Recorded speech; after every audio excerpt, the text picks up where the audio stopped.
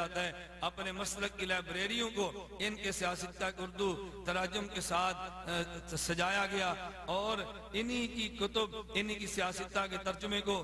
مکتبہ رحمانیہ لاہور سے شائع کیا گیا اور ان کی بڑی اہمیت مسلک اہل حدیث علماء کے اندر موجود ہے. تو یہ نواب وحید الزمان صاحب اپنے کتاب ہدیۃ المہدی صفحہ نمبر 50 اور 51 پر وحدت الوجود کے نظریے کو لکھتے ہیں. پہلے اپنی کتاب ہدیۃ المہدی صفحہ 50 پر نظریہ وحدت الوجود کی تشریح کرتے ہیں اور اس کی وضاحت کرتے ہیں. اپنے نظریے کو بیان کرتے ہوئے جناب وحید الزمان صاحب لکھتے ہیں پہلے تو صوفیہ پر جو اعتراض تھا اس کا رد کیا. کہتے ہیں اما الصوفیۃ الوجودیہ ومنہم الشیخ ابن عربی فہم لا یقولون بالحلول ولا بالاتحاد الصرف کہ صوفیہ نظریہ وحدت الوجود میں حلول اور اتحاد کے قائل نہیں تھے کہ خالق اور مخلوق ایک ہے, اس میں کوئی فرق نہیں. اس کی وضاحت کرتے ہوئے آگے لکھتے ہیں بل یثبتون ذات اللہ سبحانہ بائنا عن خلقہ علی عرشہ, بلکہ صوفیہ اللہ کی ذات کو مخلوق سے الگ لکھتے ہیں. انما یقولون ان الحق عین الخلق من وجہ یعنی من جهة الوجود فإن الوجود واحد ووجود الحق وسائر الأشياء موجودة بهذا الوجود ليس لها وجود مستقل كما يقول المتكلمون إن هناك وجودان وجود الواجب ووجود الممكن وغير الخلق من وجه يعني من جهة الماهية والذات فإن ذات الممكن وماهيته تغاير ذات الواجب وماهيته ويفرون بهذا القول عما تفهمه العامة من أن النسبة بين الخالق والمخلوق كالكلال والكوز والبناء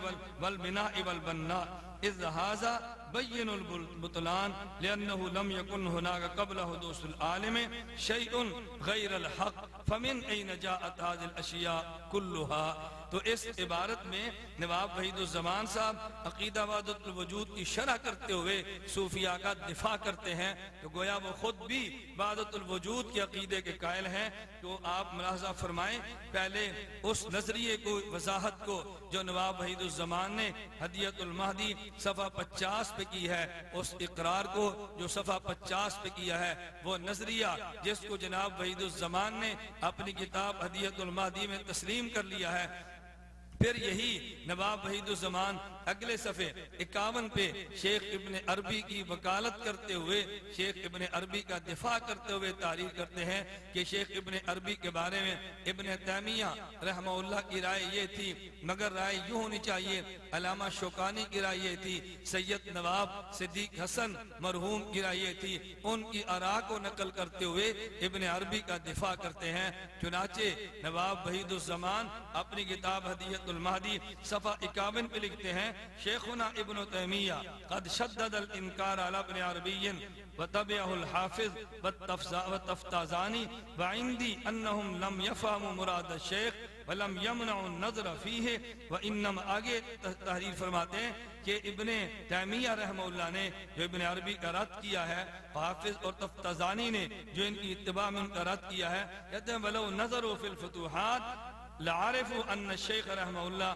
من اہل الحدیث اصولا وفروعا ومن اشد الرادین علی ارباب التقلید. اگر یہ شیخ کی فتوحات کو دیکھ لیتے کتاب کو تو یہ یقین کر لیتے کہ ابن عربی اہل حدیث تھے اصول میں بھی اور فروع میں بھی, اور یہ تقلید کا رد کرنے والے احباب میں سے تھے. پھر یہی ابن علامہ وحید الزمان کہتے ہیں وقال سید من اصحابنا اعتقادنا فی الشیخ الاجل محی الدین ابن العربی والشیخ احمد السرہندی انہما من صفوت عباد اللہ ولا نلتفت الى ما قیل فیہما. کہ شیخ احمد سرہندی اور محی الدین ابن عربی کے بارے میں نواب سید صدیق حسن مرحوم نے فرمایا کہ ہم ان کے بارے میں اچھا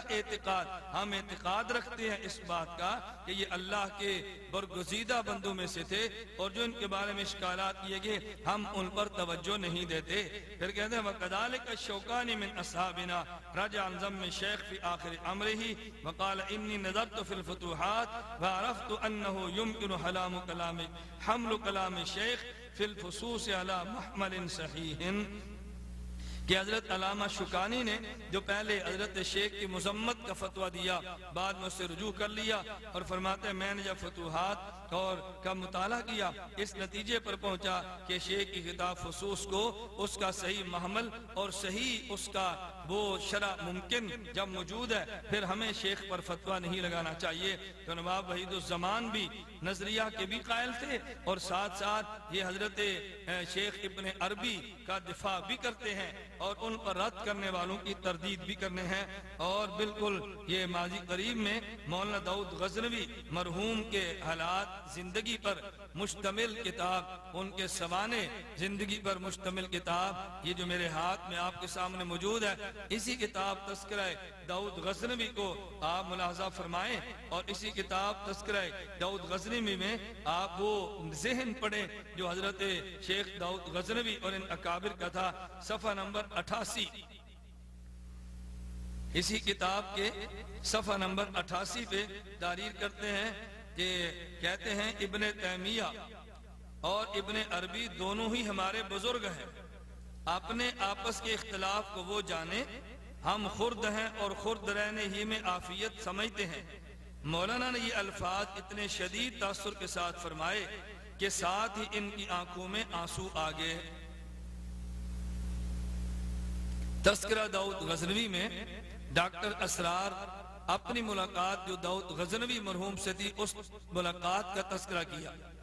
اور ملاقات کا تذکرہ کرتے ہوئے کہتے ہیں کہ جب ابن عربی کا تذکرہ آیا تو حضرت شیخ کی آنکھوں میں آنسو آ گئے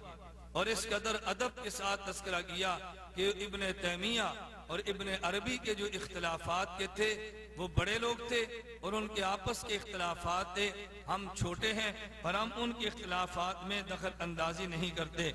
سامعین، میں نے آپ کی خدمت میں مسلک اہل حدیث کے چند اکابر کا تذکرہ کیا۔ اب میں آپ سے بڑی دیانتداری کے ساتھ پوچھتا ہوں کہ یہ جو وحید توصیف الرحمان نے اور کئی بار یہاں معراج ربانی نے مسئلہ وحدت الوجود کو بیان کیا، اس کو کفر کہا، اس کو شرک کہا، اس کو کائنات کا سب سے غلیظ اور گندا عقیدہ کہا اور اس کو پھر علماء دیوبند کی عبارات کو پیش کرتے ہوئے علماء دیوبند کے کھاتے میں ڈالا کہ علماء دیوبند کا نظریہ یہ ہے۔ میں پوچھ سکتا ہوں کہ یہی وحدت الوجود کا عقیدہ علماء اہل حدیث کا ہے؟ یہی علماء وحدت الوجود کا نظریہ علماء اہل حدیث نے بیان کیا؟ تو مجھے یہ بتاؤ کیا مسلک اہل حدیث میں حیثیت توصیف الرحمان یا معراج ربانی کی ہے یا محترم جناب نواب صدیق حسن خان مرحوم کی ہے؟ مسلک اہل حدیث میں خدمات کیا توصیف الرحمان یا معراج ربانی کی ہے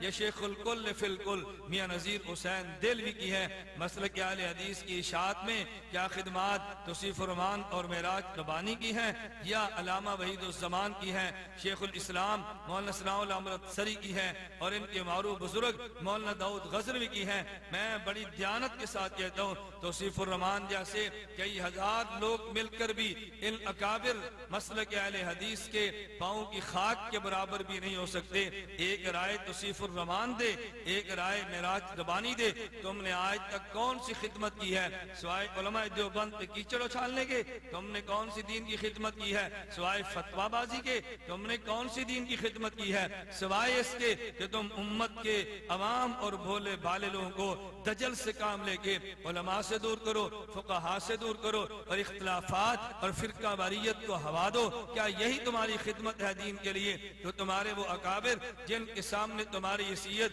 کیا پتی اور کیا پتی کے شوربے کی ہے، تمہاری بات کو مان لیں یا تمہارے اکابر علماء اہل حدیث کی بات کو مانیں؟ خیر سامعین، میں یہ بات سمجھانا چاہ رہا ہوں کہ یہ جو معراج ربانی یا توصیف الرحمان نے تمہیں دھوکہ دینے کی کوشش کی ہے کہ عبادت الوجود علماء دیوبند کی عبارت کا نام لے کے یہ دھوکہ دیا کہ اس عقیدے کے قائل علماء دیوبند ہیں، اس عقیدے کے قائل علماء اہل حدیث ہیں، مسلک اہل حدیث کے اکابر علماء ہیں، ان کی کتب میں عقیدہ وضاحت کے ساتھ موجود ہے۔ اگر یہ عقیدہ کفر ہے، اگر یہ شرک ہے، اگر یہ غلاظت ہے، اگر کائنات کا سب سے گندا یہی نظریہ ہے، تو پھر جن اکابر علماء اہل حدیث نے اس نظریے کو لکھا، اس کا دفاع کیا، شیخ ابن عربی کی مدح کی ہے تو میں توصیف الرحمان سے کہوں گا تم ذرا غیرت ایمانی کا مظاہرہ کرتے ہوئے ایک بیان نواب صدیق مرحوم کے خلاف بھی ریکارڈ کرا دو، ایک بیان تم میاں نذیر حسین دہلوی